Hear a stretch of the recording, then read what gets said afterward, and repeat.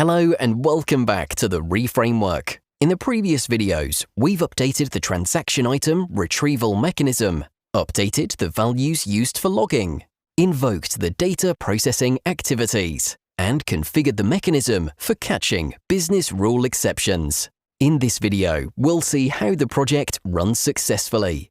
We'll also show how the project handles the business rule exceptions. And a retry mechanism will be demonstrated as well. In the end, we'll demonstrate what happens when the maximum number of consecutive system exceptions occur. As a best practice, it's always good to test early and often during the build stage of the automation project, at activity, workflow, and project level. This helps us to catch the bugs early and to ensure that all of the exceptions are handled as intended. Let's revisit the important parameters that we've set in the config file before running our project. The manual transaction threshold value is set to 10,000.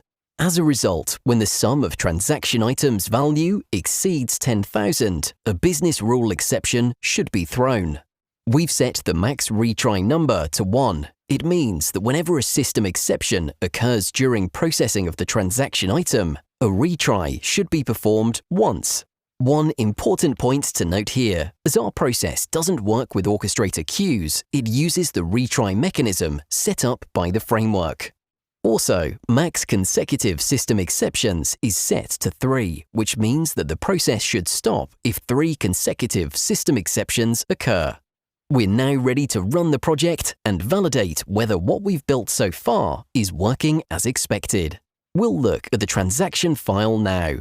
The third transaction item meets the threshold value for manual transactions, so a business rule exception should occur when processing the third transaction.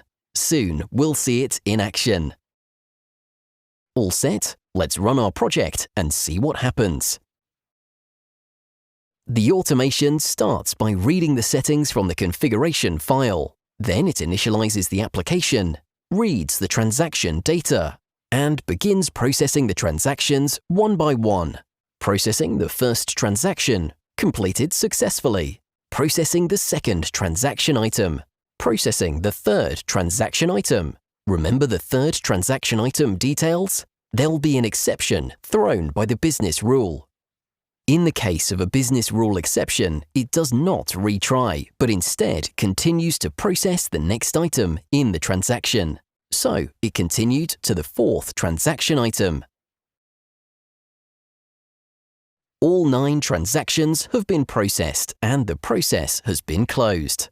Let's take a look at the output panel for the moment. Let's scroll up and take a look at the third action item, execution details.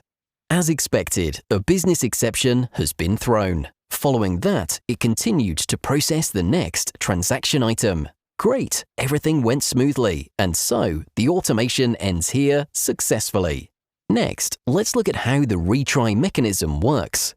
We'll also examine what happens if the maximum consecutive system exception is reached. For demonstration purposes, let's enable crash simulation and set the error occurrence to often.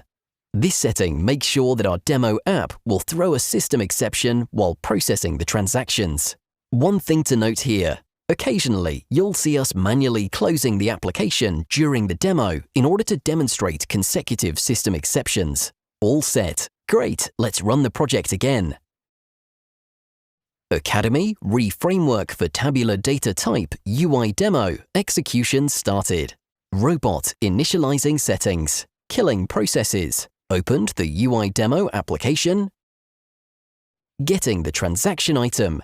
The first transaction is being processed. Application crashed. We have the first system exception. It started retrying the first transaction again as expected. And the application crashed again. This is the first consecutive system exception, so the value of consecutive system exception counter is 1. Because we allowed only 1 retry for system exceptions, we've reached the maximum number of retries. Thus, it marked the first transaction as failed and started processing the second transaction item. Oh, the system crashed again.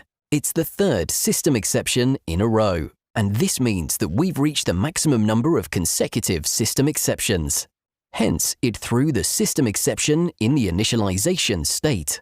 We know that whenever a system exception occurs in the initialization state, it ends the process by throwing an error.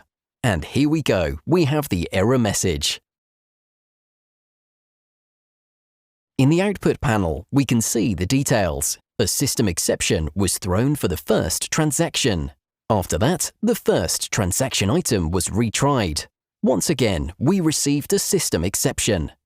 Having set the maximum retry to 1, it moved on to the next item. A third system exception has been thrown. A maximum number of consecutive system exceptions has been reached. The process was thus concluded. Excellent, everything worked as expected. We've reached the end of this demo. In this demo, we saw business rule exceptions, retry mechanism, and maximum number of consecutive system exceptions demonstrated.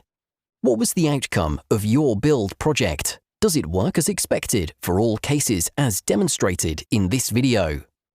Before we close this video series, there's one last thing to know. When working with queues, we have access to powerful reporting features that are built into Orchestrator. Since we're implementing the framework without Orchestrator, we need to build the reporting ourselves. Be sure to watch our next video where we'll extend our automation with an execution report. Thank you for watching, and until next time, happy automation!